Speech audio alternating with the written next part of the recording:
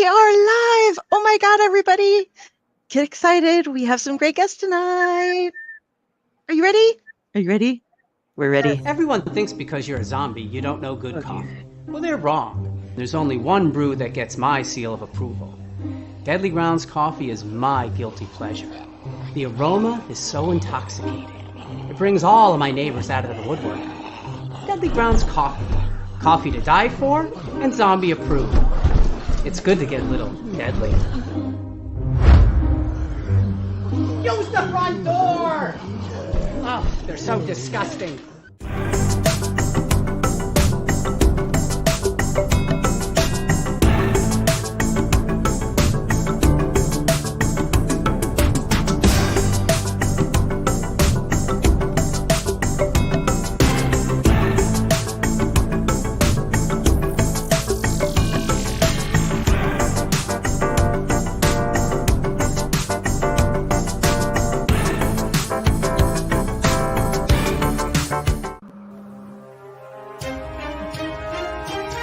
The Dorkening and all affiliated shows are not intended for anyone under the age of 18.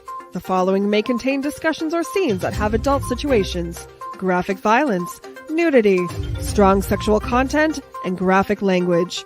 This show is intended for mature audiences only. Viewer discretion is advised.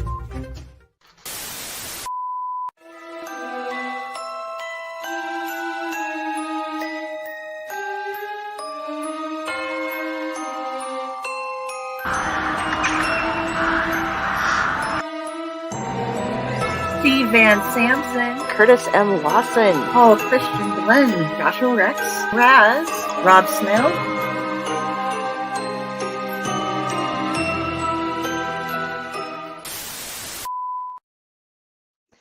Hey, everybody. Happy Sunday. Thank Cthulhu, it's Sunday.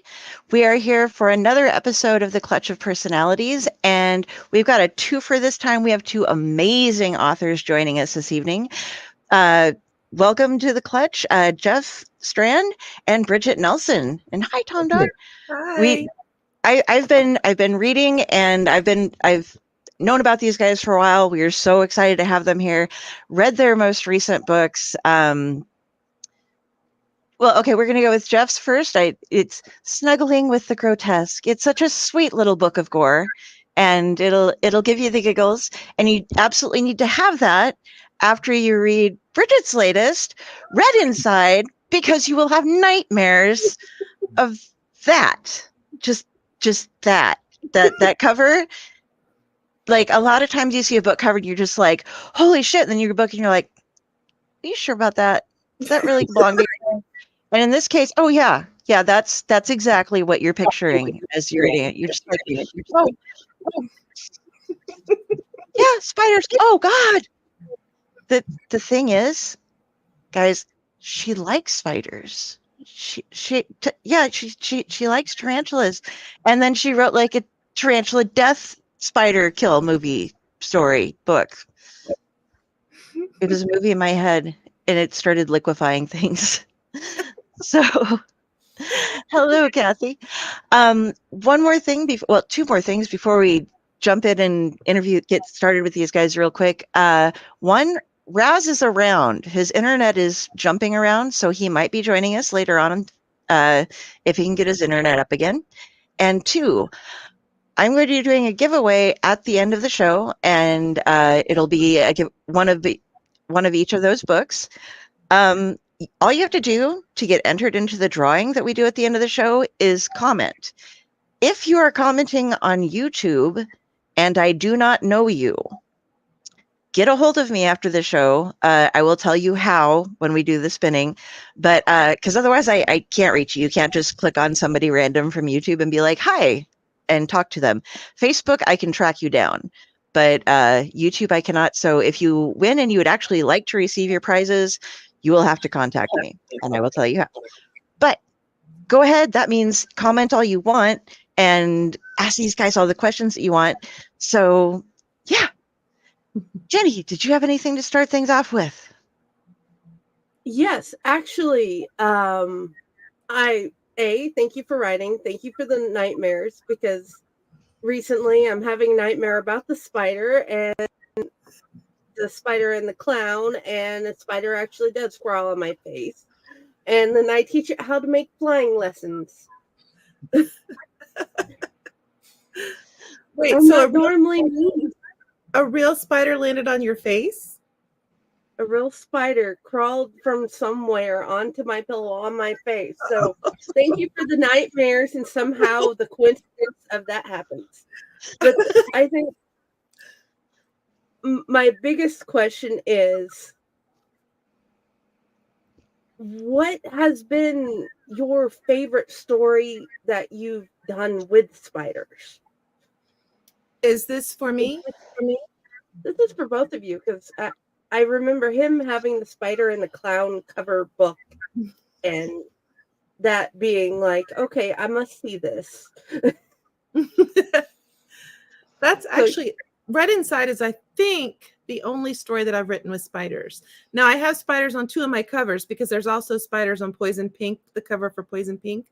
But I think, unless I'm mistaken, that's the only story that I've written that actually has spiders in it. So Red Inside for me. I've had spider elements in a few things. There's a spider sequence in my Killer Ant book, Mandibles, near the end. I have a story called 8-Legged Vengeance, which is about a girlfriend getting revenge by baking a tarantula into a cake, which goes horribly awry. And then my big one is the novel Clowns versus Spiders, which has spider action from beginning to end. So that was sort of primal fear versus primal fear. So Clowns versus Spiders, by far the most fun to write and the one I'm most proud of in my spider collection. Do you guys want to guess if I'm team clowns or team spiders? I'm saying you're team spiders because I cheated and I've read the book, and she used to raise tarantulas. Mm-hmm. Well, okay, she has had pet tarantulas, I guess that. Mm-hmm. And the best part I thought was, and like I was saying earlier, and some of you guys know, I've been trying to build up my arachnophobia like resistance by watching all the cute little jumping spiders and stuff, and they molt, and there is molting, and they have like this second body. And you were terrified, weren't you, when your first tarantula molted? It scared me. I actually thought he was dead. Like, I didn't, back when I was raising tarantulas, it was when I was a teenager. So this was like, 30 years ago. And there wasn't as much information about pet tarantulas as there is now. So nobody told me that this thing was going to flip over on its back and start shedding its skin, like break out of its skin like an alien or something. So I saw it. I thought it was dead. I was literally crying. The next morning I wake up and there he is sitting beside his molt. It looked like there were 2 tarantulas in the tank. I'm like, it was bizarre. And he was actually kind of stroking it and like snuggling with it. It was very weird. And I was just like, okay, well, he likes his mold, I guess. So that was when I first realized, oh, okay. I called it shedding then. I didn't know it was called molting then, but yeah, I was like, okay, he just shed. So it was. Did you save it? I did.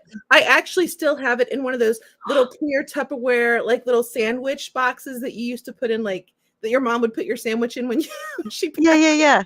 I wrapped it in like a cloth and put it in one of those, and I still have it in my storage unit. Like right now. Oh, that is so cute. I love that.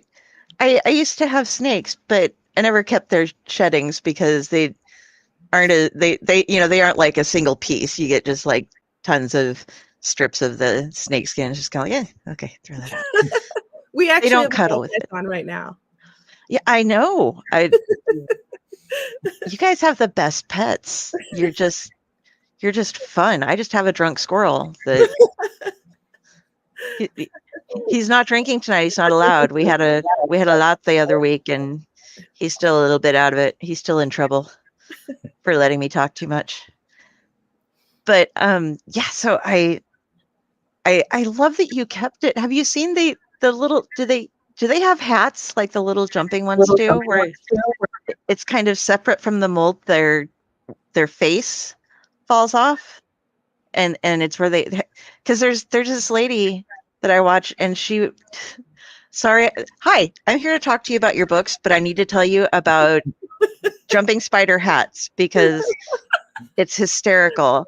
There's this lady who's, she does all the jumping spider things. And she's like, okay, so when they molt, here's their molt, and then they leave their little hat because their head grows, and like their eye lenses are still inside of them. Yeah, yes, that's true.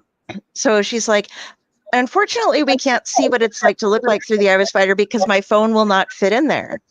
But she's like, look, here's all their little hats. And she has them in a row, like as they go up for one spider. And she's like, and this is the hat of the largest hat I have on the head of a pin. And it's like tiny. And she's like, and this is the tiniest one. And it will not even, I can't even get it to balance on there. But then she started like stacking them on the head of a pin. Like this is, and then she's putting them in all these orders. And then she's like, and this is what I tell my friends I do when they ask me what I want to do and hang out with them. And this is why I have no friends. But look, this is how much you can fit if you stack them all at once on the head of a pin. And she just kept going on. And I'm just like, oh my God. She shows this woman has like 50 spider caps in this little, and it's, it takes this much room for 50 of them. Well, but yeah, jumping spiders are very small. Yeah. Yeah. So. They're super tiny. So, Stefan just watched Big Ass Spider. What is Big Ass Spider? It's supposed to be really good. I've never seen it. I've never heard of it. I need to watch this. I haven't seen it, Stefan. But if you want a good spider, read that. It's gonna give you nightmares. It will. It really will. All right. So anyway, enough of me chatting about that. What have you guys been up to lately? Obviously, the new book releases. But have you had some? You've had some cons that you've been at recently too, haven't you? Lots and lots of conventions. Yes, we just got back from 2 weeks of back-to-back events. It's been a pretty busy summer the whole way through, and we got back from TBR Con, which was in Knoxville. Then we went from there to a signing at Butcher Cabin Books. I got the order wrong. Started with Butcher Cabin Books, then TBR Con in Knoxville. Then we went down to North Carolina to visit a friend for a bit. And then up to Brownsville Screams up in Brownsville, Pennsylvania. Then over to Brian Keene's bookstore at Vortex Books. And then we are home very briefly, and then we're going to head up to Maryland for the Fright Reads Book Festival. And then we'll be back for 1 day, 24 hours, and then head to Scares the Care Author Con in St. Louis. Oh my gosh. Longer. Then we're going to the Nightmares Film Festival in Columbus, Ohio. And then our official schedule for 2024 will be complete. And then. So you get home, you dump all your clothes in the washing machine. And then after they get dried, you put them back in the suitcase and then you go again. Yes. We replenish our book stock. We wash clothes. We wash the car. We're basically on the road again. Don't forget to feed the snake. Don't forget. Yes. That's always on my list. Yes, because she's always hungry. Even like I feed her once a week still because she's just a year old, so she still gets fed once a week. But she's always acting like she's starving when we get home, even though I just fed her before we left. But they always will. I would take mine out in public and like keep it in a bag if I was in somewhere. And I was eating one time at dinner and I'm sitting in a booth and all of a sudden, like the person I'm eating with is like, hey, Grevin's sticking his head out. I'm like, what? Oh. And there's this snake like, can I have your cheeseburger? It looks great.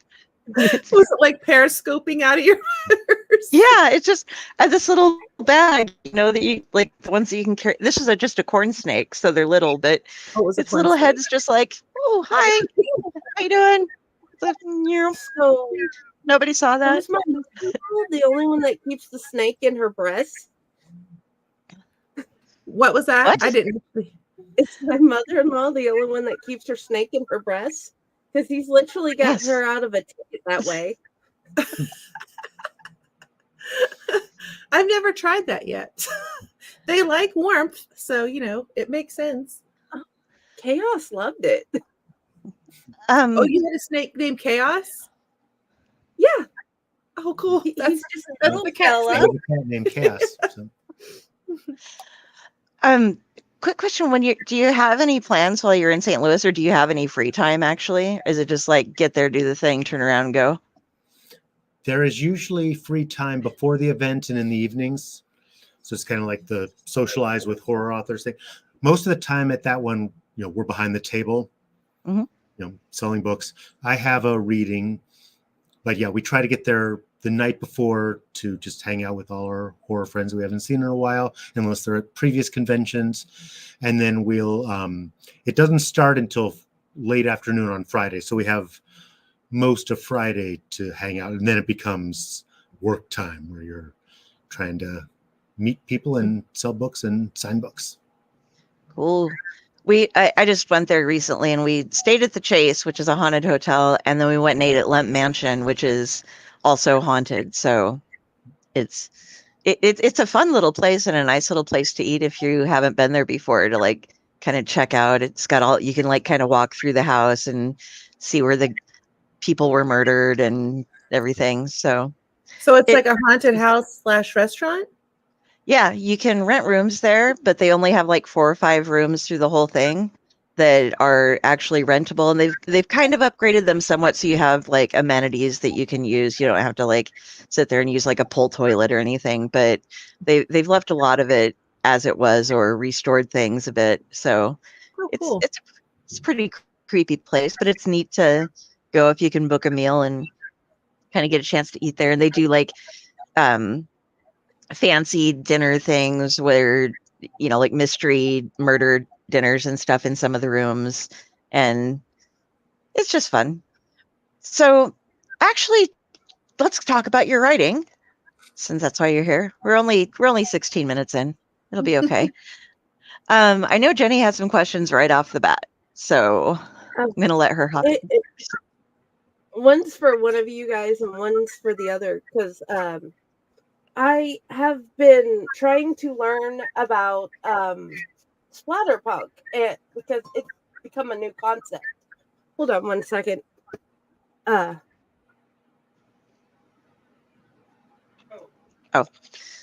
What is splatterpunk, if you don't mind explaining, and how did you fall into writing splatterpunk? I think we actually have different definitions of splatterpunk, but to me, splatterpunk is a subgenre of extreme horror that, you can go just as gross, you can go just as gory, you can go just as far as you want to go, but there's usually some sort of a like social message to it. Like that's kind of what I've always taken from splatterpunk. As far as how I fell into it, I don't even know. Like when I put out a bouquet of Viscera, my first collection, it was immediately like, that was what it was grouped as. It was a splatterpunk extreme horror collection. So I was like, okay, well, if that's how people perceive my writing, then that's what I am. I'm a splatterpunk extreme horror writer. So I just sort of fell into it. It wasn't intentional. It was just how people identified my work. So I identify as a splatterpunk now. So cool. But he actually has a different definition of splatterpunk. I'm not sure what it is. And mine's kind of made up. I've been reading splatterpunk since the 80s. I don't completely understand the definition beyond it when you see it or read it. I kind of go with there's an element of danger to it. So it's not just a gory, Stephen King can write really gory stuff. He's not splatterpunk. Dean Koontz can write really gory stuff. There's just sort of an element of danger, which can be social commentary. It can be just pushing buttons, something to it where it's designed to make you more uncomfortable than just the violence. And I hang with a bunch of different subgenres of horror. So, I'm kind of partly in the bizarro field. I'm partly in the thriller, some splatterpunk. I've done lots of kids stuff. So I'm sort of all over the place. So I'm kind of, definitely close to the splatterpunk group. So my definition has an element of danger. I'm not sure that's correct for the stuff I've written that won a Splatterpunk award. I won it for a story called Next Best Baker, which is about a cooking competition gone horribly awry. I don't know that that's dangerous. I don't know that it actually fits my own personal definition of Splatterpunk, despite winning a Splatterpunk award. So what I'm saying is I don't actually know what I'm talking about as far as genre definitions. But I filled the time and didn't just say pass on the answer. So Thank you, and I appreciate it. Totally told my mom about that story today. We were out for breakfast, and she watches all the British Bake-Offs and stuff. I'm like, so you know how you're into that? Yeah, this guy I'm interviewing tonight, he wrote this story. I'm like, but I'm not going to tell you because my mom is like, no gore, no. Even, not the target audience for that particular piece. Yeah, even my stuff, if it gets gory, she's like, nope. And she's a nurse. You know this. You're a nurse, and nurses can deal with anything, you know. I'm surprised that the gore bothers her, to be honest. I think it's because I do things like, you know, I haven't, you know, I call her up at like 10 p.m. and I'm like, so if you were to take this kind of injury and maybe have somebody who wasn't really taking care of you but was rubbing dirt and horrible things in it, how long would it take for sepsis to really kick in? You know, and she's like, why in the fuck are you asking me this? Go use Google or something. I'm not your personal record keeper. What's wrong with you? Yeah, I'm just like, I just wondered. I mean, why'd you get all that medical training if you weren't going to use it for your daughter? Right. Exactly. Come on. And save lives and contribute to the horror genre. Yes. Luckily, Martha wants to, and she's a fan of both of you guys. She told me that you both were coming on. I'm like, oh, she has books by them. So, love from the nursey Martha. I've called her a nursey even when she was my DON. So yeah, awesome. And you're also curious about the flash fiction, I believe. Yes, I thrown into the flash fiction about 2 years ago. Having to figure out how to write it and what to do with it. And my question, there are technically two questions linked to it. One, what is your advice for somebody getting started writing flash fiction to continue getting better? And what has propelled you to write so much that some of your flash fiction is some of the most remembered of your work? The second part of the question is really easy. When I started my newsletter, I decided I needed a reason to promote it each week, because I don't want to say, hey, everyone, subscribe to my newsletter so you can get links to my new books to buy. I wanted a reason that I could promote each individual issue.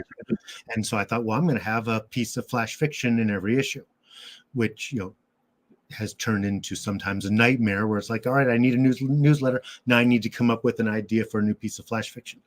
But over a few years, that filled up the book Freaky Briefs, which is comprised of about 50 pieces of flash fiction from my newsletter. And then I decided to write another 25 to fill the book. So every issue of my newsletter has a 500 to 750 word story in it.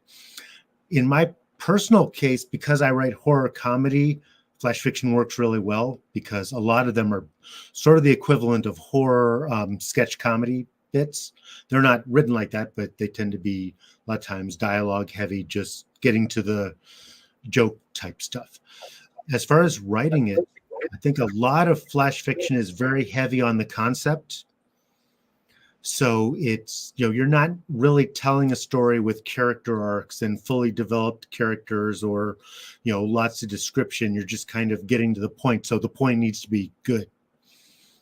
So it's kind of, you know, the story. I just finished this week's newsletter story today, and it's about dunking your tongue into hot candle wax.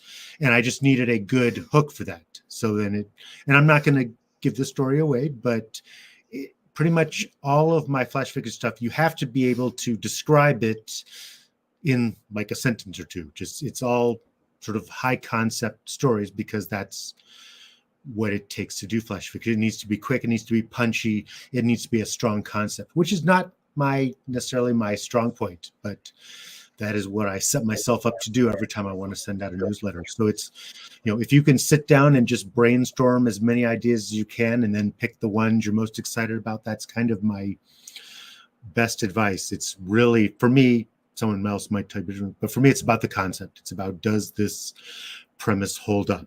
For example, my most popular one by far is called Crazy Ralph's Used Car Emporium. That's kind of like my default story for readings. I'll probably be reading that at Fright Reads this coming weekend. And the premise is just a guy doing a used car. I took off from a standard used car ad where the guy is screaming at the camera saying, "I must be nuts to be selling cars this cheap."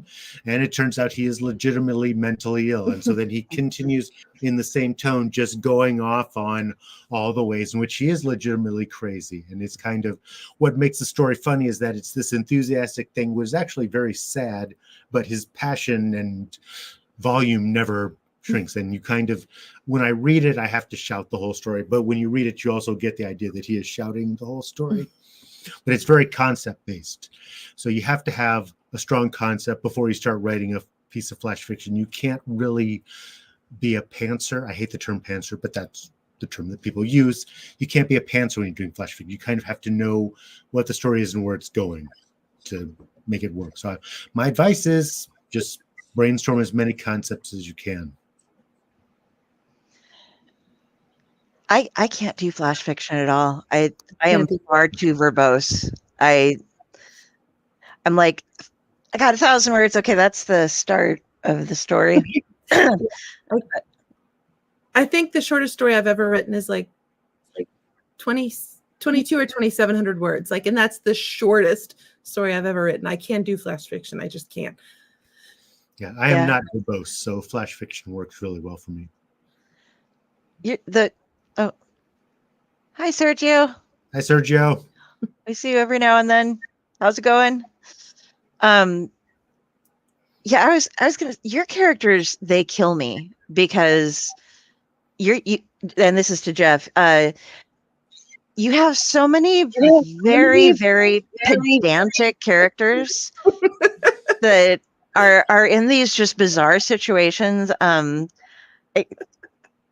Just like taking apart I wrote a Santa Claus and tooth related story for Christmas, but when I was reading yours, having everybody break down I don't want to ruin the story for people, but everybody's like, no, you're not doing, that's not funny. You have to do it this way. You have to do it this way. And you have that voice in your head. Is that, do you become that way at times? Are you do you drive her nuts? Just no, see, wait, in every little detail oriented thing, or is it just, are you able to keep it in your head? I'm able to, we collaborated on a story, and the best advice I've ever received, which it took me, in my early career, when I was writing stuff that was getting rejected, it took me a while to learn the lesson, but it was playwright Neil Simon who said, "I have no loyalty to a funny line. If the scene works better without it, out it goes." And we collaborated on a fairly long story because Bridgett is more verbose than I am. And so it ended up being, by my standards, a really long story called... It's about 7,000 words, I think. Called Mac and Millie. Mm-hmm. And, because I wrote the first part, it started off with a humorous tone, so she wanted to keep the humorous tone, and she wrote genuinely funny stuff that did not fit in the story. So I was like, all right.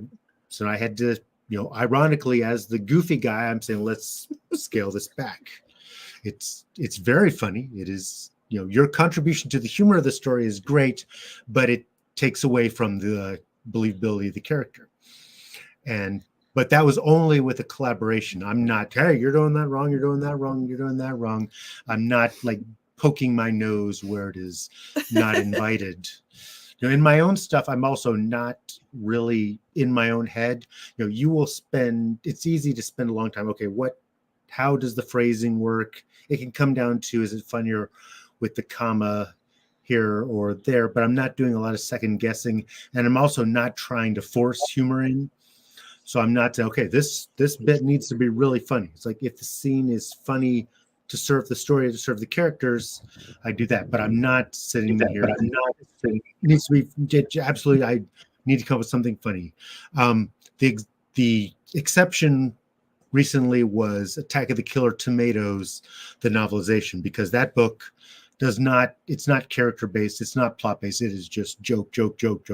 So that book had to be funny, just nonstop. There were you couldn't stop and say, oh, I'm going to develop the characters here, or let's discuss some of the thematic material here. It had to be all jokes all the time. But in my normal horror comedy writing, I let the humor flow naturally. So I'm not like, oh, what am I going to do? How do I make this moment funnier? I'm just kind of, if it needs to be funny, the humor falls in pretty naturally.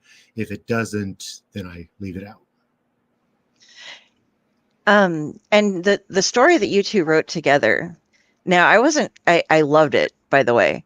It was just, it made a great ending for the book because you get a taste of you both, and you have the humor, and you have the definite torture, gore stuff going on, which was awesome.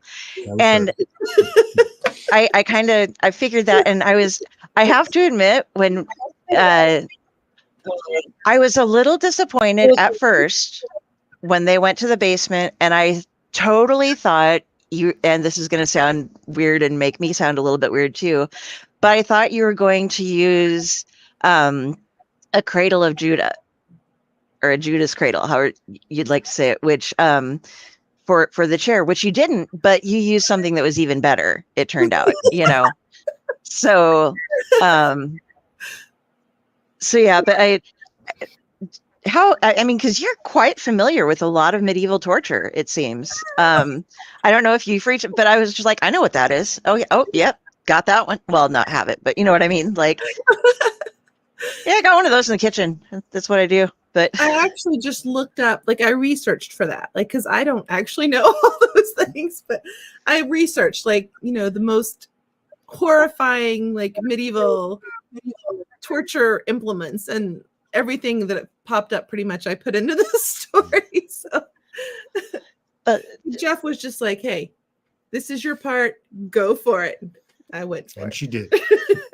Yes, you did. You did so good. I was so proud of you when I'm just like, oh, it's so weird how it's just like, oh, good little girl. I mean, you're like, obviously, you know that you're great. You got all these wonderful things out there, but little fans just being all excited for you, like, oh, she broke out a pair. Yes. So, but at some point, do you know what the Judah's cradle is? No, when you were saying that, I actually don't know do you know what it is? Oh, yeah, I don't know what it is. Okay, so it's like a chair, but imagine it has like a pyramid that you set somebody on, and then their body weight just slowly over time, that's just how you die. You just sink down and it rips apart from the inside out. But you can't keep them alive nearly as long as you were able to if you do it that way. I mean, you can, but it's kind of a drawn out process. You can't have as much fun with other things because they're rather focused on oh my God, I have something shoving through my body and I'm dying that way. Ow. But well, watch for Judas Cradle by Bridgett Nelson coming soon. Now I'm picturing a game show, oh, how long can you last or something. I don't know. That's more up your alley. I was going to say, The Odds Part 2. All right. Jenny, you had another question? I had wondered if you ever decided to go with the pen name with your romance titles. No, and I wish I had. What happened was I finished Kumquat, which is my romantic comedy novel, and I was really happy with it. And I thought, no, I want to do this under my name. I've got my fan base will follow me to the world of romantic comedies because it's just as funny and it's a little twisted. There's no reason people who like my other stuff shouldn't like Kumquat. And that was accurate. The few readers who followed me to Kumquat loved it, but the overwhelming majority did not. They were like, no, I'm not going to read a romantic comedy. And so it, in terms of acclaim, it did really well. In terms of sales, it did poorly. And I also noticed that the reviews were overwhelmingly, a horror writer writing a romance novel. What? And they were good reviews. But I think the romance readers were like, well, I wouldn't read a romance novel by a horror author. I would want a romance novel by a romance author. So in retrospect, I thought, okay, I probably should have thrown a pen name on that one. But then I made the exact same mistake. I did Bang Up, which I think is one of my funniest books. That's sort of a smut comedy. And I thought, no, I'm very proud of this. I want my name on this. I want my readers to read this book. And the exact same thing happened. The people who will buy Pressure or Dweller aren't going to buy my smut comedy Bang Up. So that's a second time.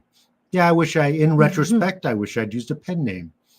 I haven't said, oh man, I'm so ashamed of that book. I wish I had hid my name on that one. It's more, I wish I had, if I'm going to do that drastic of a rebranding, I should have created a fake persona to go with and sort of start it over.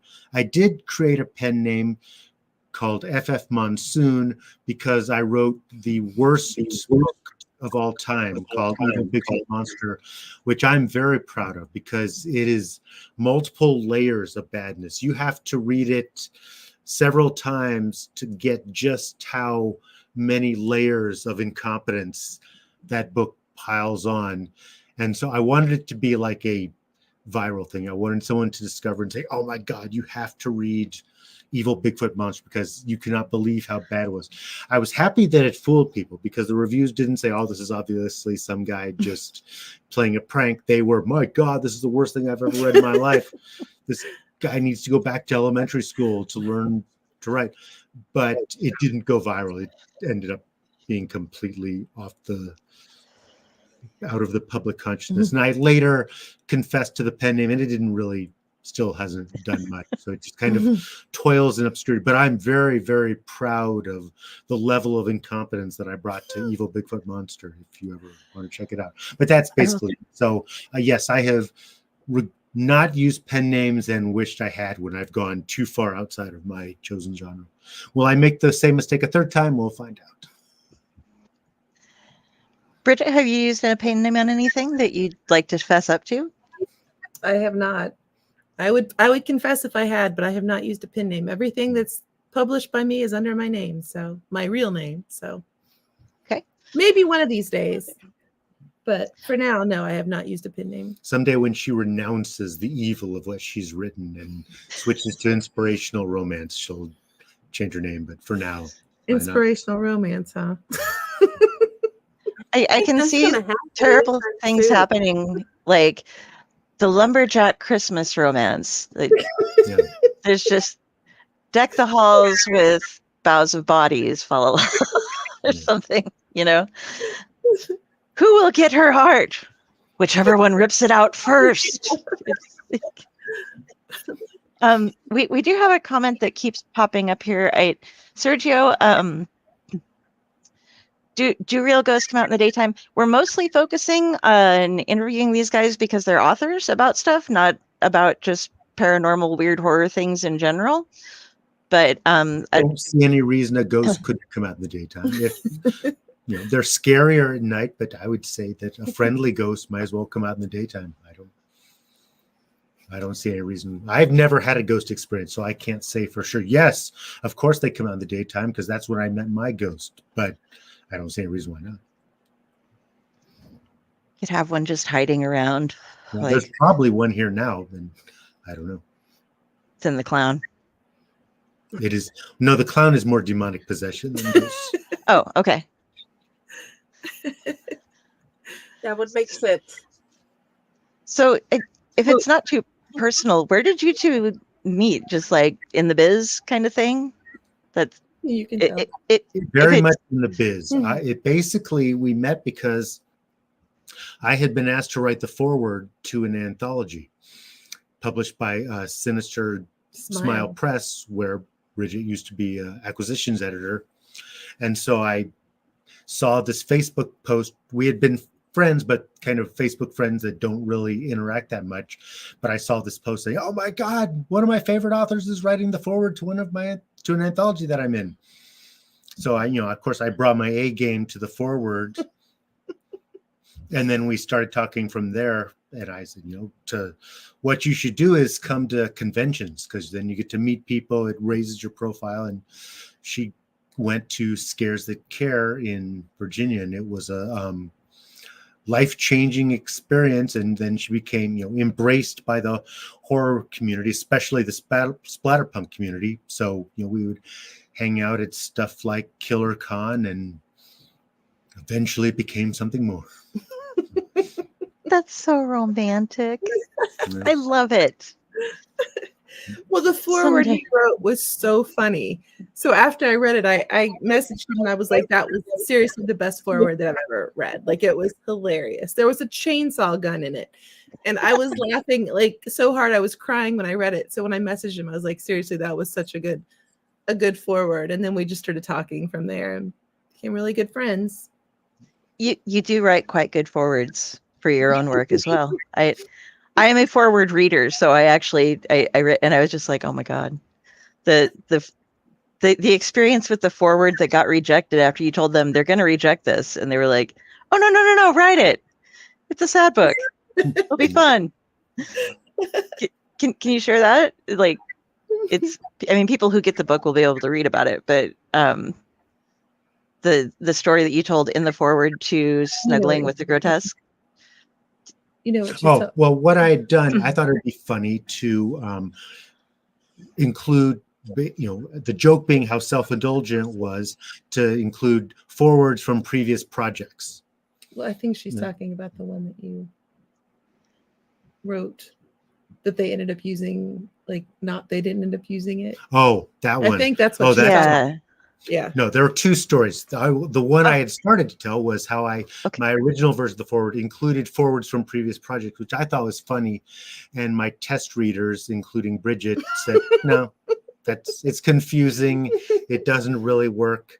And the reason I have test readers is so that I do stupid stuff like that and only a few people read it instead of everyone reading it. Mm-hmm. But no, this forward was written upon request, and I read the book and said, wow, these are sad, depressing stories. You've got the wrong guy. And they're like, no, we want you. Okay, I'm just saying, you've got the wrong guy. I do goofy forwards. That's what I would do here. No, that's fine. Do it. Okay. All right. That's all right.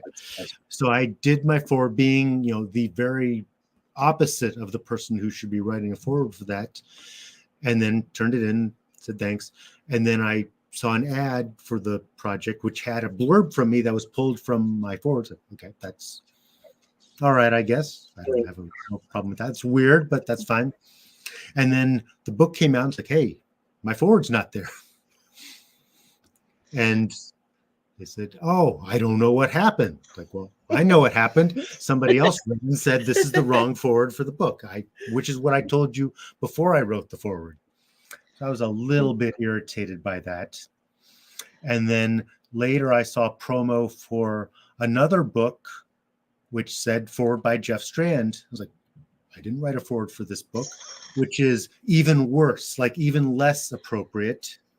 They're like, oh yeah, well, we thought we just moved that forward to this book. It's like, if my goofy forward shows up on this very serious, important subject matter book, I will be run out of the genre. Like, no. Okay. No. So someday that forward, which I had included in my Snuggling the Grotesque, someday that forward will see the light of day, but not in Snuggling the Grotesque because Bridgett vetoed it. It's all my fault. The audacity of them trying to use it on something without your permission is just astounding. I've never heard of anything like that before. We're just going to grab it. We're just going to use it. I don't know. Are they frozen or is it me? I think they're frozen. And since they seem to be frozen, he wants to know about the creature. This is Ratatosker Nook. He hangs out with me. He is my emotional support squirrel, and he likes to talk to people. Well, he likes to nod at people and shake his head at people and stuff. It appears that our guests are frozen. I'm not sure if they're aware of it or not yet. If you are, oh, there we go. They are there. So they'll be back in a moment, in theory. We Hopefully. hope. Yes. Yes, Ratatosker, nobody else can pronounce his name. It really upsets me. Like, well, Friday can.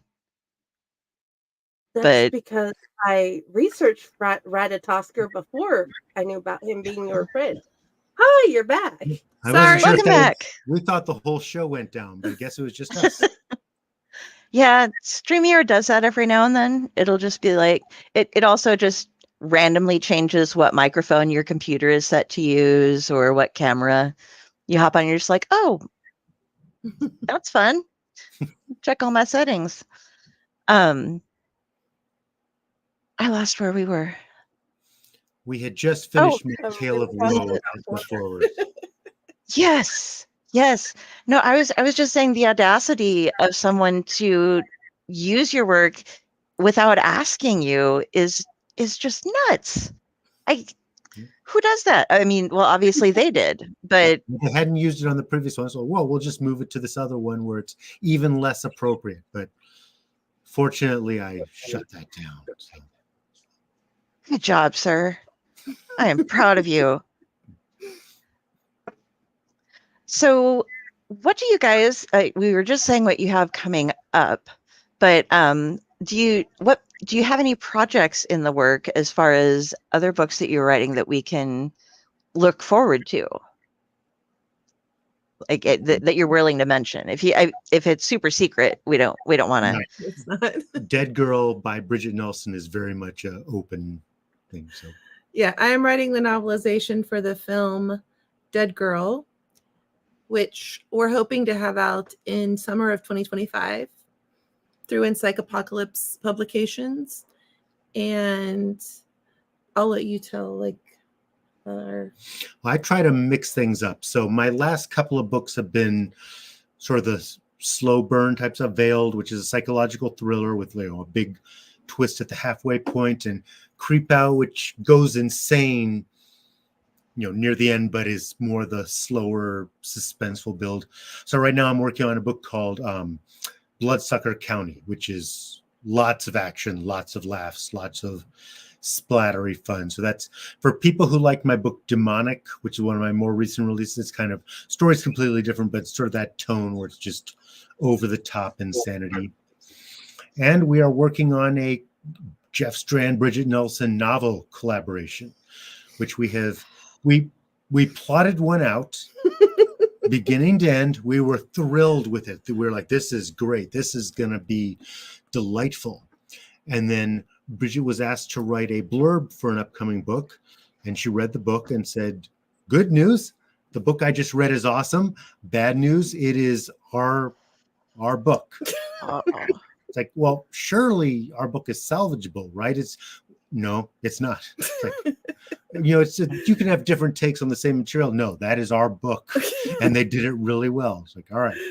So we flushed that one, but we've come up with a new one that we're very excited about. And, I need to clear out Bloodsucker County. She needs to clear out some stuff, but we are once our travels are done and once we're snowed into Duluth, which will be very soon, then we're going to go full on with this project, which does not have a title yet.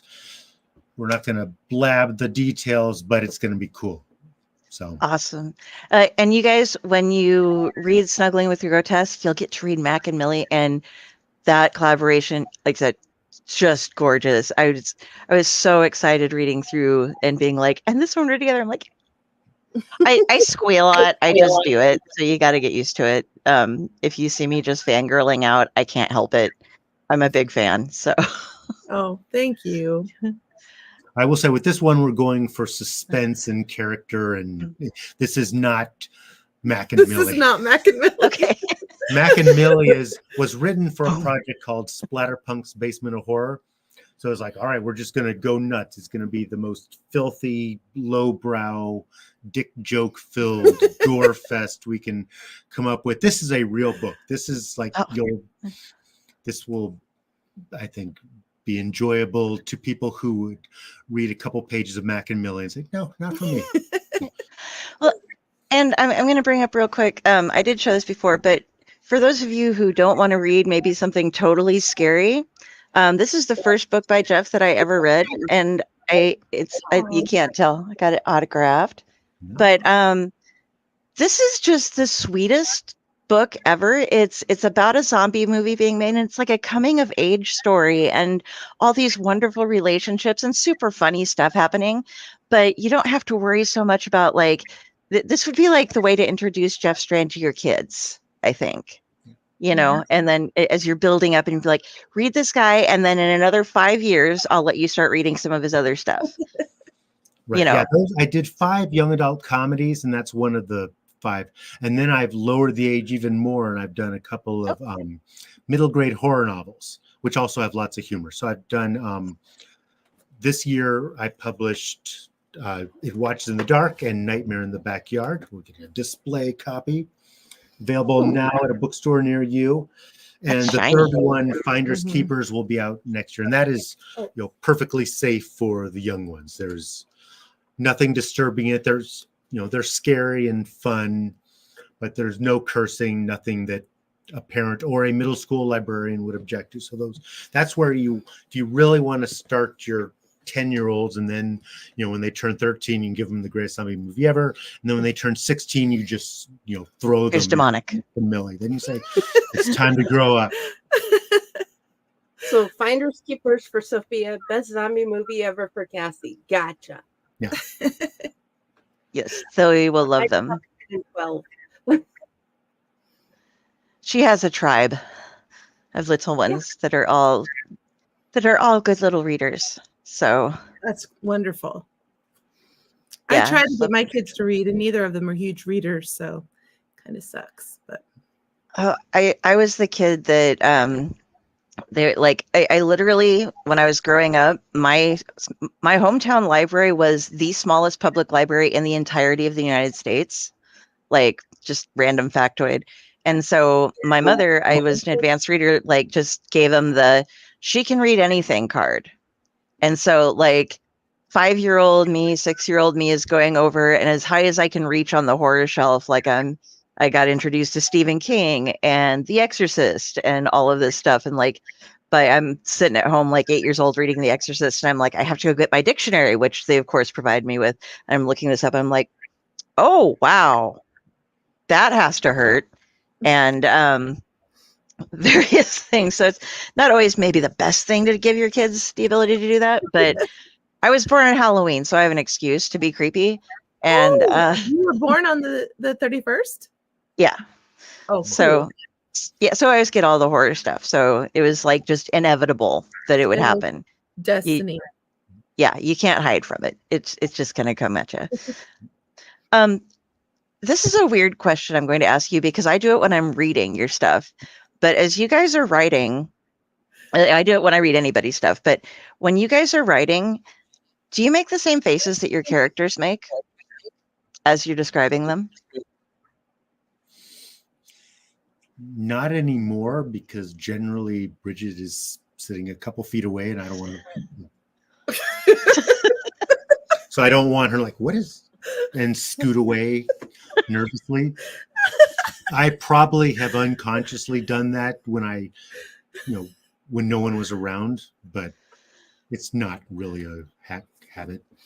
I don't think I do, but I have noticed that when I'm writing something that the character thinks is amusing, I find myself smiling too. So maybe I do it more than I think. I don't know.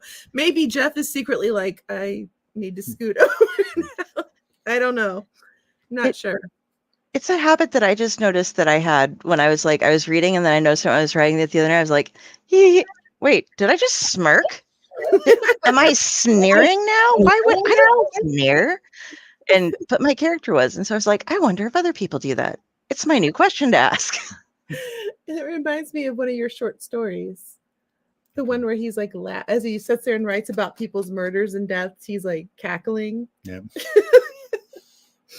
I don't remember what the name of the story is, but that's what it reminds me of.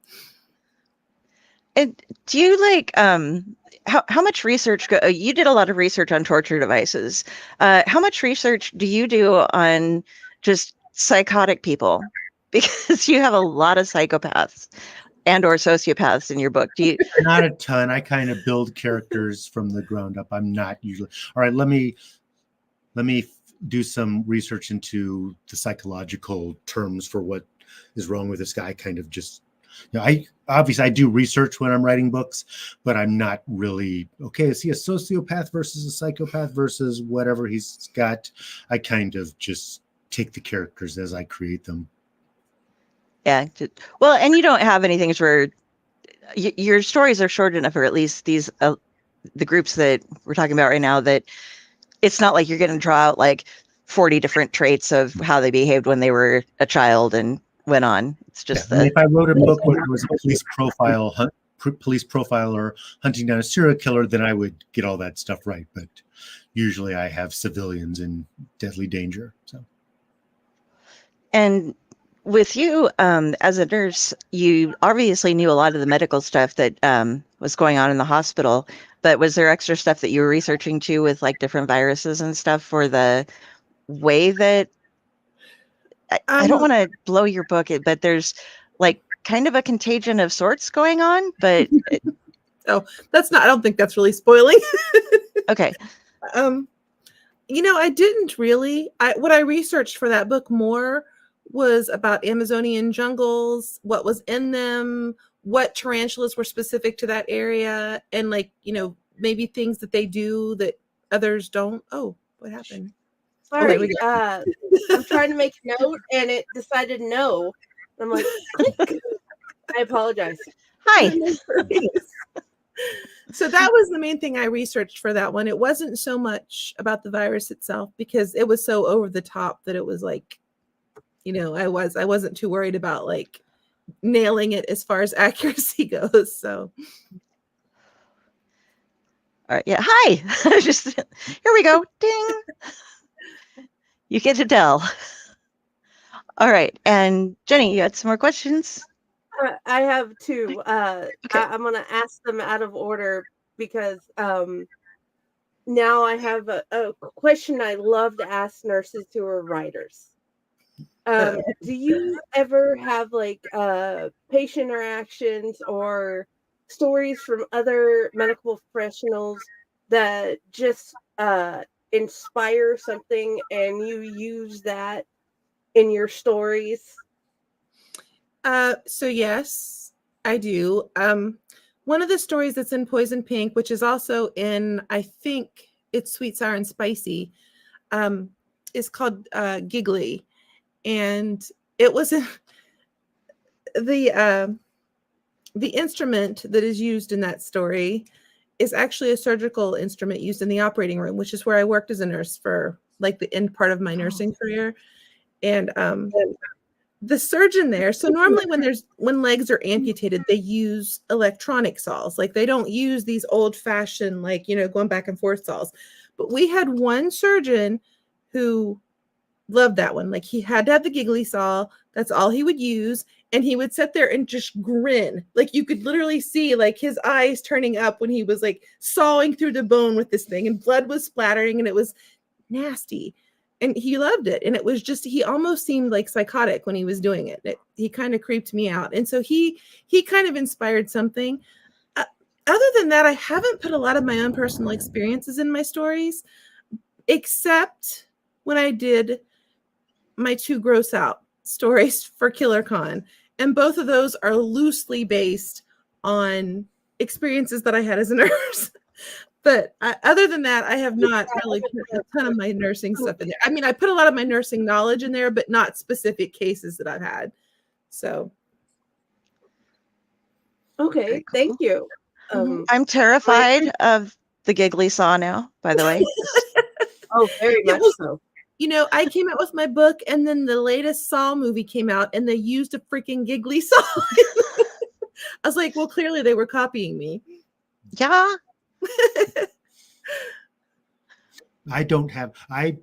Before I became a full-time writer, I worked like over 20 years in a corporate desk job insurance environment.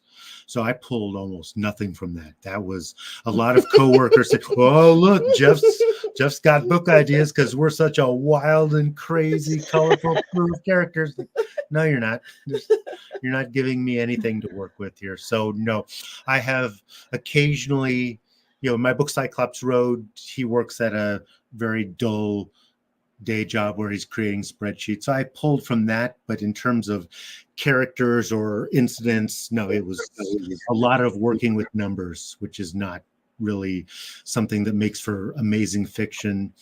Going before that, I was a dishwasher at a restaurant. That's not, if I decide I'm going to write a character who's a dishwasher at a high-end restaurant, then I'm covered, but I haven't done that yet. But so for the most part, very little of my work life is made into my books because my work life was not super.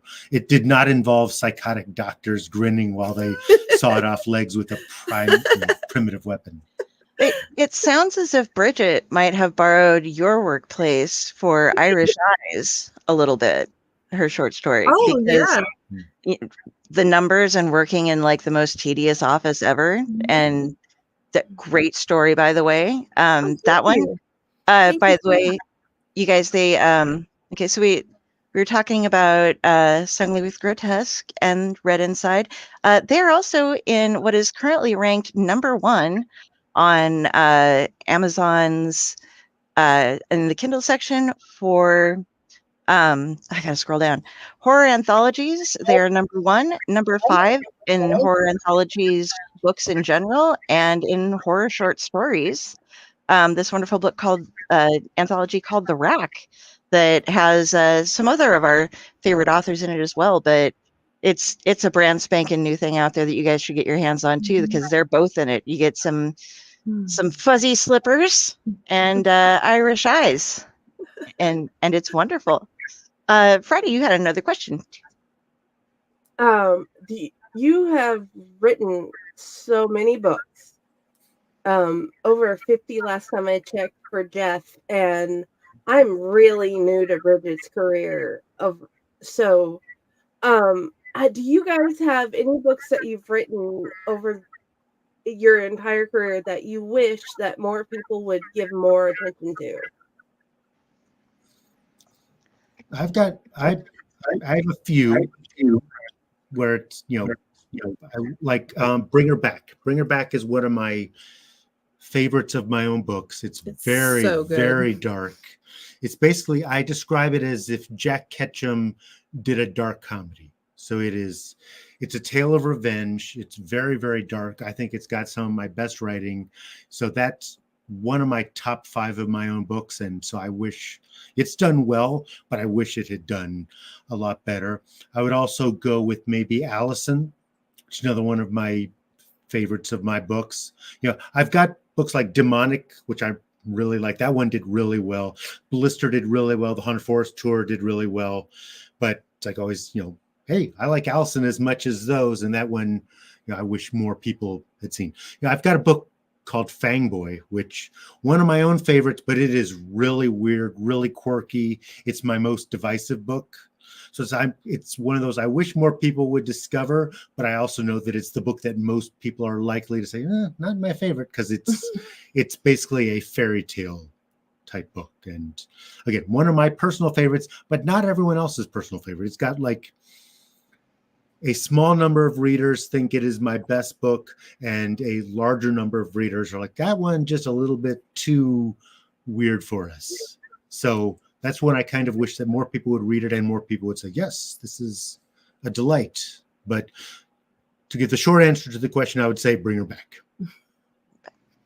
For me, I don't have nearly the library that Jeff has. I've only been writing since 2020, so my library is much, much less. But last summer, I put out 2 collections on the same day. They're standalone collections, but they have similar covers. One was called Sweet, Sour, and Spicy. The other was called What the Fuck Was That? And I actually like Sweet, Sour, and Spicy better, but I think because there's fuck in the title, that What the Fuck Was That literally outsold Sweet, Sour, and Spicy 3-1. And it still is outselling Sweet, Sour, and Spicy, 3 or 4 to 1. So I really wish both of those books are now in Poison Pink. So I think maybe I'm hoping more people will find those stories. But that's, Sweet, Sour, and Spicy has the story with the giggly saw, which is probably the most extreme story I've ever written. That or Rewards, which is also in that book. But like literally, if you love me for my extreme stuff, you're gonna love Sweet, Sour, and Spicy, because 2 of my most extreme stories are in that book. But yeah, it just never sold as well. And I'm certain it's because more people are intrigued by the title of the other book, which those stories are great too. They're just not as extreme as Sweet, Sour, and Spicy. So I getcha.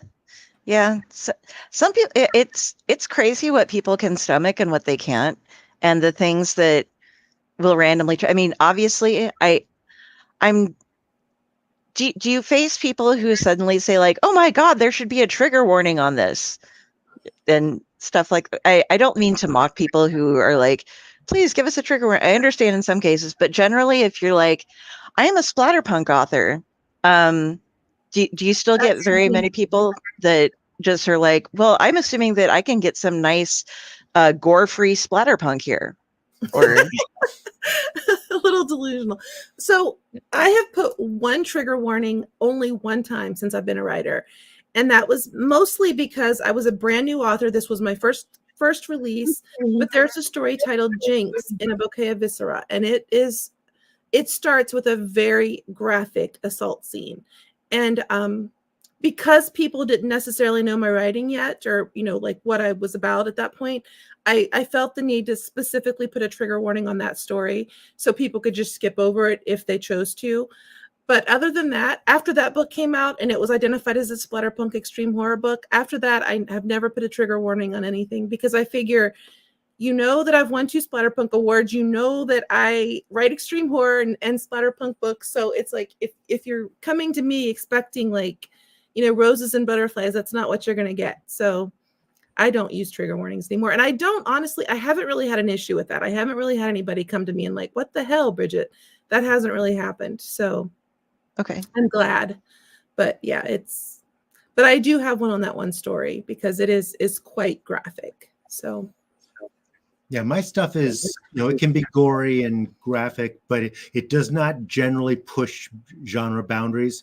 So you're not going to read one of my books and think, my God, that goes further than I could have ever imagined. In fact, the one trigger warning I have is on Mac and Millie, because Bridgett wrote half of that story, and it's the end of that story is full on Bridgett Nelson. And so I put a trigger warning on that, just because if it's my 6th short story collection. If you've read the first 5, you probably aren't expecting Mac and Mill to go as far as it does. So I thought, okay, I'll put in there an introduction just letting you know that Bridgett was a bad influence. But for the most part, my work is not the kind that needs trigger warnings. When people have gotten mad, it's over the really, really mild stuff. Like, I have a bad feeling about this, which is a completely appropriate for kids book. There's one off-screen death. And that book, because it's aimed at kids, how dare you kill off a character, even though it's not graphic and it doesn't happen, it's not described. It happened, you hear the gunshots, and it's not a kid, it's the one adult. So that, I got some angry stuff about that. But for my horror writing, no, I don't put trigger warnings, because I don't really have anything that would ever need it. okay. That's just something that we've noticed has been, it's just a huge upsurge lately, and with like cancel culture, and so it's like, oh, you used something that this is something I shouldn't actually even be bringing up, because we try to avoid it on here, but it's just, it's become so prominent, and it's like you can't please everybody, man. You gotta do what you do. And so I'm glad that it hasn't come and like attacked you guys at all, because your stuff is great, and I'm glad that the people that are following you know what to expect. And if you guys don't know what to expect, you do now. And so you should go and check them out, because they're great. The truth is, if you're buying a book called Snuggling the Grotesque with this cover, you have a decent idea of what you're going to get. You can't say, oh, that first story was in very poor taste, I am so offended. Well, you probably the people who would be offended by that are probably weeded out before they get to the actual book. True. We're an hour in, so I am going to do an ad break really quick. And then when we come back, we'll get any more questions that some people might have. And Jeff, were you going to be able to do a reading for us tonight? Actually, we're going to do a reading of the beginning of Mac and Millie. So be warned. This is where the show earns its 18 plus rating. Not the whole All story. right. This is No, just just a a- this is a brief. Okay. All right. Okay. This is going to be so awesome then, guys. I'm just, wow. Get ready. Okay. We're going to do a quick commercial break. We'll be right back. 3 minutes. Run to the bathroom if you need to.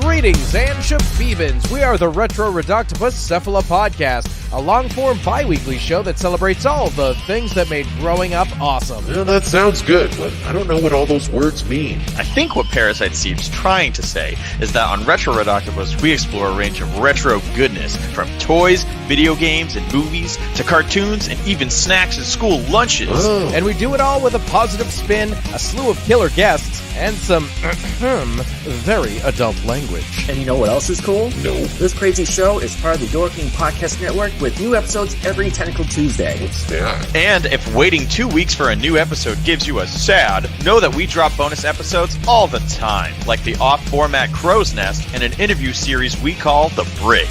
You can listen to Retro Redoctopus on Apple Podcasts, Spotify, Stitcher, or any app that's cool enough to carry the only show that celebrates all the things that make growing up awesome.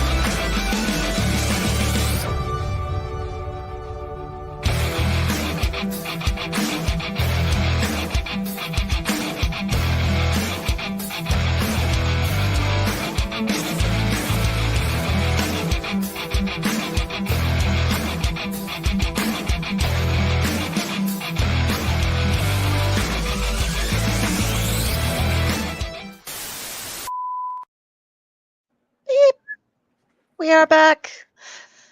All right. So let me make sure. Okay, no new comments. I am going to pop you guys up. Oh, I almost removed you. I'm going to pop you guys up real quick. And everybody get ready. I'm very excited for this. You're going to love this. It's so much fun. Jeff and Bridgett doing a together reading for us from Mac and Millie. Yeah, so this is not the whole story. I think this is probably the first third of the story, but it is Mac and Millie. It is originally from Splatterpunk's Basement of Horror, reprinted in Snuggling the Grotesque. And I will begin Mac and Millie, written with Bridgett Nelson. Warning, this story is a bit more graphic than the other tales in this collection. Bridgett is a bad influence. Reader discretion is advised. Mac. I'd looked at a shocking number of dicks for a guy who was almost entirely heterosexual. I mean, pictures, of course.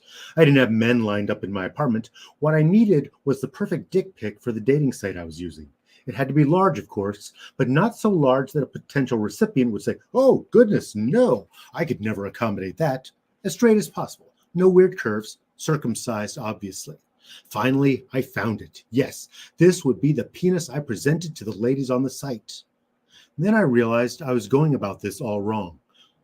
I might as well come out and say it. I was using this site to find a murder victim. My brain's a little mixed up, and I had this uncontrollable desire to take human lives. Okay, female lives. I swear I'm not a misogynist. Don't read anything into the fact that all of my previous 8 victims were women. I don't hate women. I love women. Women are awesome. I don't know, maybe I was worried that a guy would kick my ass. Anyway, after completing my 7-hour search for the perfect online phallus, it occurred to me that any healthy straight woman with a working libido would want this dick, and my preference was to kill a filthy, disease-ridden whore. Really, I need to send a picture of an unappealing dick, something tiny and weird-shaped and gross, so that any woman who wanted to meet up with me after seeing it would be deserving of her fate. So I took a picture of my own dick. Started sending it to various ladies in the area. Most of them ignored me. Didn't hurt my feelings. I was used to being rejected, which is why I'd grown to hate women. No, I didn't mean that. Ignore that. That is not what I meant. I've already explained that women are great. They give birth. I like to stab people. It's not my fault. God gave me a brain that wants to stab people. And are you going to tell him that he messed up? Yes, the people I stab are women. Wouldn't it be more sexist to not stab women? Like, oh no, I could never harm that helpless, delicate flower. No, I kill women because I believe that they should be able to take care of themselves. I don't need to justify this to you. How do I know you don't stab women, huh? And when you're done stabbing them, you, I don't know, pee on them or something. I feel like I'm getting sidetracked. What I'm saying is that I sent dick pics to every wretched slut on the site. The ones who responded were generally unkind. This plan wasn't going to work. I'd have to go back to my technique of killing extremely affordable prostitutes. But then I got a reply. You're fucking hot. Let's do this. I sent the message, then leaned back against my chair, still staring at the repulsive dick pic. I was mesmerized. How in the hell did such a small dick bend that way? And was that a wart? Jesus. A guy sending images of that monstrosity out into the world deserved to die. I'd be doing the world a favor causing that thing to rot. Although I'm pretty sure it was already halfway there. Was there a cock rotting disease? I typed cock rotting disease into Google and found photos of infected dicks, the occasional pus-filled anus, and an oozing perineum or two. But no, that's not what my presumed future date, Mac, had. His was just small, discolored, deformed, and oddly lumpy. If he thought I was touching that thing, except maybe to cut it off during his savage torture, he was sadly mistaken. And even then I'd wear thick gloves because, ew. I may be a ruthless serial killer, but I was still a girl, and I had my fucking standards. Unwilling to look at Mac's junk for even one more second, I closed the photo and noticed he'd replied back. Hello, Millie. You're also super attractive. Cool. Let's be intimate and stuff. Saturday at 8 o'clock. Lots of love, Mac. For fuck's sakes, was he 10? Letting out a sigh and cursing the shit I had to do just to kill innocent people, I wrote back. Send a pic of your face. I need to know who I'll be fucking. I took my bulldog puppy Manslaughter out to pee. He snorted and sniffed and ran a few zoomies around the backyard before finally finding the perfect spot to do his business. When I came back inside, there was another message from Mac. The subject line simply read, me. I opened the attached photo and was pleasantly surprised. Yes, his male appendage clearly came from the deep bowels of hell, but he had a nice face, kind eyes, a sweet smile. Poor guy had no idea what he was in for. I couldn't wait to cut him. I wrote back, Saturday at 8 works, my place? Assuming he'd agree, I sent him the address. Now to prepare. She was making it easy. Almost too easy. Now, it wasn't a suspicious amount of easy. In today's slut-ridden society, women wanted penis so badly, they'd put their own personal safety at risk. I assumed we'd have to meet in a public place first. I obviously couldn't stab her in the middle of a cheddar scratch kitchen, so it was always a pain when my victims wanted to meet somewhere with good lighting and other people around, especially because they didn't always recognize my natural charm. The truth is, some women get a skeevy vibe from me. Pisses me off. I bathe. I groom. What the hell is their problem? It makes me want to wrap my hands around their neck and squeeze until their eyeballs pop out. Sorry about that. Promise I'm not an angry person. Also, no matter how hard you squeeze somebody's neck, their eyeballs don't pop out. I've tried. Anyway, when she'd sent her address a few days ago, I'd looked it up and rejoiced. Not only was it a house and not an apartment, but she was in the middle of nowhere. No neighbors visible on Google Maps. Foolish girl. Didn't she realize how easy it would be to kill somebody in that environment? Poor poor Millie. Tonight she would writhe in helpless torment as I stabbed her again and again and again and again, laughing at her inept attempts to escape. But just to be clear, the fact that I would be treating Millie as an amalgam of all the women who rejected me does not mean I hate women. Some women are fine. Not my mom, but waitresses, for example. I always tip them at least 10%. I'd much rather have a woman be my server than a man, so let's keep the Maxim male chauvinist pig talk to a minimum, okay? On Saturday, I put on a clean t-shirt, combed my hair to hide the bald spot, washed my mustache, and put a switchblade knife in my pocket. Some killers, depraved freaks that they are, have a special weapon that they use to claim their victims. Sometimes they even name it. Not me. I've got like 9 or 10 switchblades, and I didn't even think about which one I shoved into my pocket. My knife is not an extension of my penis. I drove to her house. I had to go down a long, winding dirt driveway to get there, which was completely surrounded by trees. Seriously, didn't she realize how much danger she was in? She could scream at the top of her lungs and nobody would hear her. Hell, I could bury her corpse in these woods and it would never be found. What a dumb bitch. I parked, checked my mustache in the rearview mirror, then got out of the car. Stifling a giggle, I walked to her front door and knocked. Smirking, I watched from my bedroom window as the balding fool walked toward the front door. He looked way better in his photo, which I'm guessing was at least a decade old. These days, Mac was sporting a crusty mustache, a dad bod, and a comb-over. Just why? Didn't guys realize comb-overs were the leading cause of Sahara-like vaginas? He was wearing a t-shirt with yellow stains near the armpits. He paired the classy shirt with some jeans and penny loafers.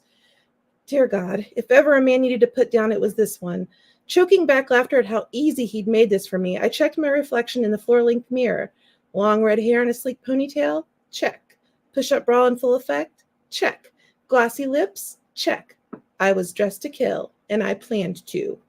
To him, I was just a girl looking to get laid, innocent in my naivety for inviting him into my isolated home, probably thinking he could fuck me 6 ways from Sunday because there was no neighbors around to hear me scream. As if I'd let his diseased organ anywhere near me, as if he'd ever have the upper hand. As if. The doorbell rang. Spritzing a bit of perfume on my neck, I made my way downstairs. No weapons were concealed beneath my clothes. They were all in the bedside drawer. Most women kept vibrators, dildos, condoms, and lube there. I kept an ice pick, a butcher knife, a meat cleaver, the sharpest scissors I could find, a meat mallet, a taser gun, and even some aerosol spray and a lighter.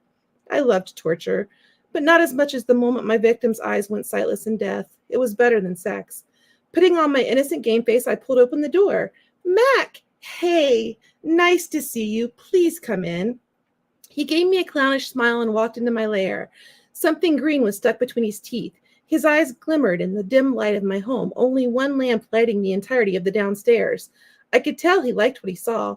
Why wouldn't he? I looked way fucking better than he did. Smelled better, too. Was that refried beans? He leaned in for a hug, and I got the full-on Taco Bell experience. I wasn't convinced he'd recently eaten refried beans. It might very well have been his natural odor. Hi, Millie. Nice to meet you. If you don't mind me saying it, you sure are pretty. I walked to the couch and spread out a blanket. I didn't want his aromatic ass anywhere near my velvet sofa. Thanks. Please have a seat. I motioned to the newly covered couch. Would you like a drink? A scotch, maybe? No alcohol, please. Makes me feel funny. How about a Shirley Temple? If he said yes, I might not be able to withstand the urge to kill him right where he stood. A Shirley Temple would be grand. A round of Shirley Temples coming right up, I said, trying hard to control the urge to kick him in the balls, then laugh in his dim-witted face. Great, thanks. He looked relieved. There's nothing wrong with a drink like that, right? Nothing at all. Lots of grown men impress their dates by asking for a Shirley Temple. Mac frowned. Are you being sarcastic? Not at all. That would be impolite. I walked into the kitchen before he could see my eyes tearing up with suppressed laughter. Mac sure as hell didn't have much going for him. Carrying the drinks back into the living room, I handed him one and sat on the far end of the couch. The guacamole and sour cream stench rolling off him was getting to me. Manslaughter, my bulldog, strutted into the room, muscular legs bowed and panting heavily. He stood in front of Mac, sniffing him intently, probably enticed by my date's cologne, Mexican Fiesta. Mac's nervousness was apparent. Mac, meet my pooch. Manslaughter wrapped his paws around Mac's calves and began humping. The snorting intensified. Mac, trying gently to shake the dog off his leg, said, Wow, your dog's a bit of a whore, isn't he? He giggled timidly. Appreciating his attempt at humor, I laughed. Sorry about that. He's a pup and still a little rambunctious. I pulled Manslaughter off his leg, noticing the resulting white patch on his jeans, and lured the doggy into the guest bedroom with treats. After I got him settled in, I ventured back into the living room.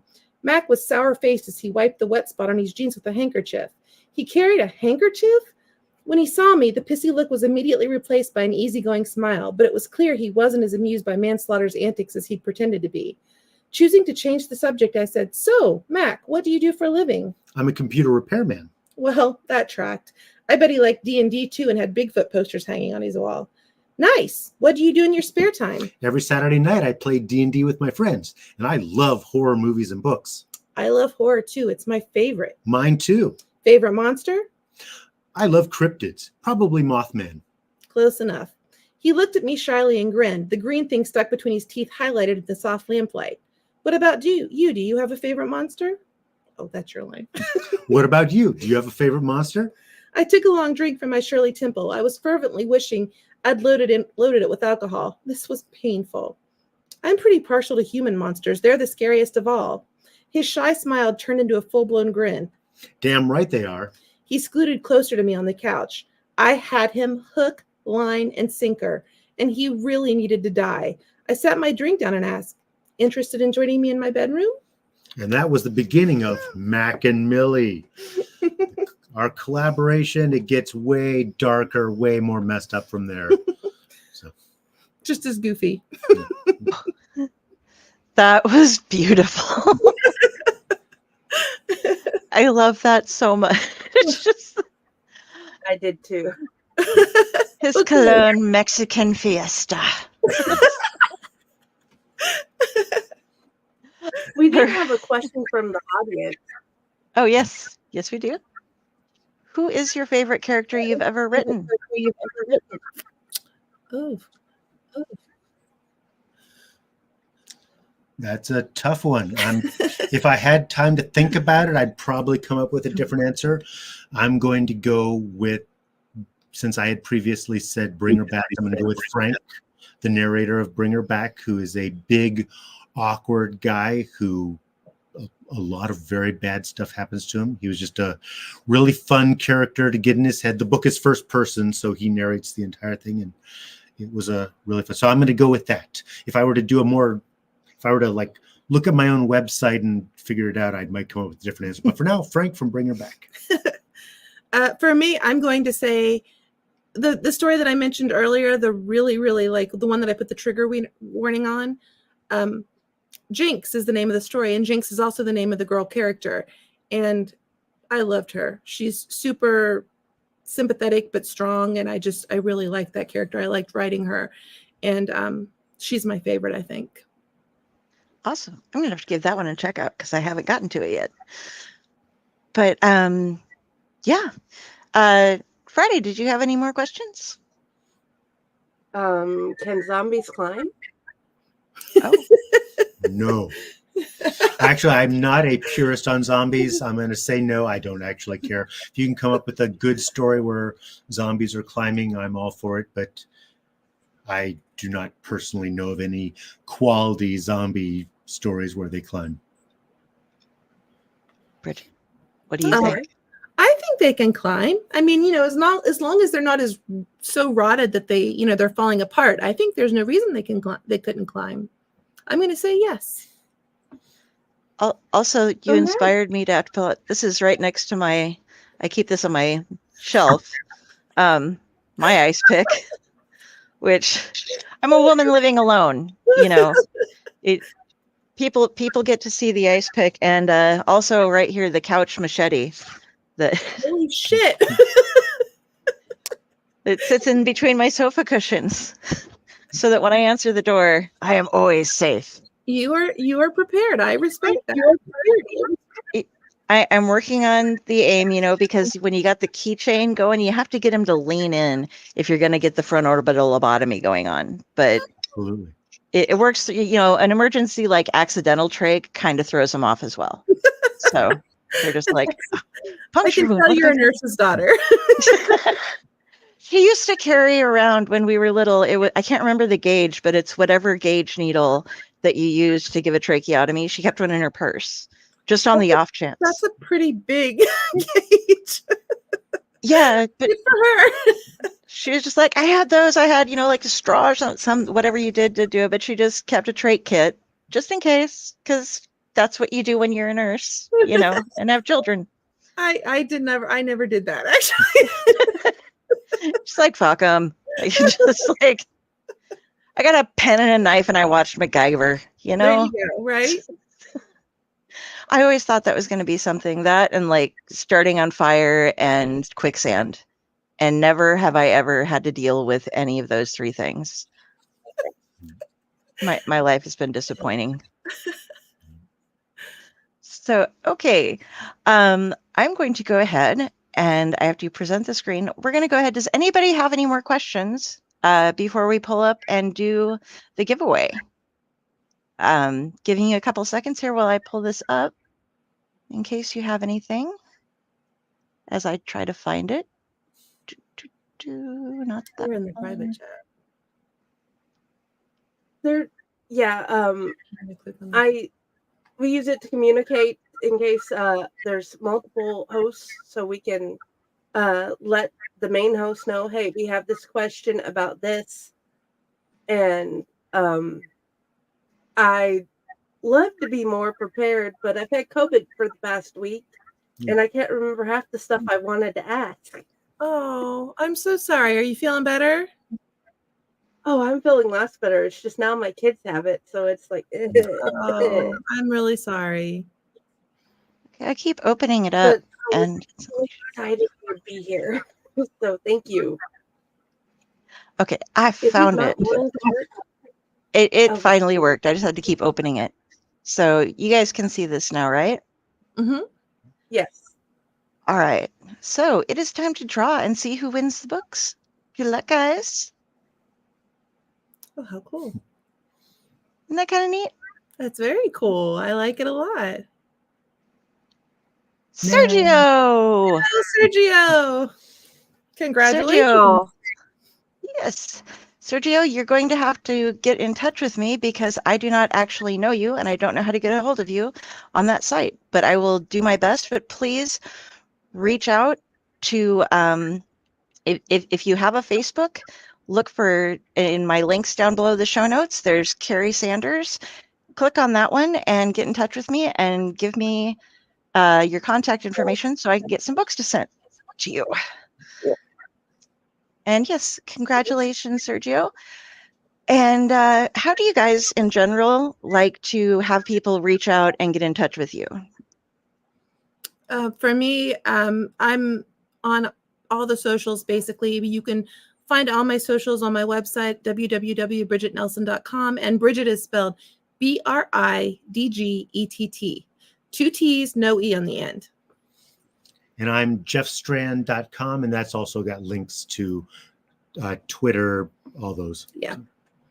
And there should be links up above and down below on the show notes, so Thank you guys can find those.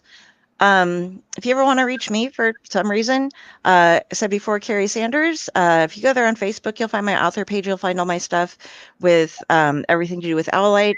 Tomorrow we're doing Tomb of the Terrible with the movie. I'm totally torturing him this season. So fall season this year, I decided that we were going to do the entire season based on Amityville offshoot movies. So tomorrow we are doing Amityville Death Toilet. And we are going to have we're having a special guest that we found because in one of his reviews for the last movie that we watched, he put down that he had watched all 53 of the Amityville offshoot movies. So I'm like, okay, you have to have a purpose in life. Then that will be joining us to explain it. Did you say there are 53 offshoot movies? With some in production right now still, yes. Oh my God. And like Amityville Karen, Amityville Thanksgiving. We watched Amityville in Space. It's insane. There's some there's Amityville Dildo is on there too. Yeah, they've gone everywhere with Amityville. But yeah, it's something.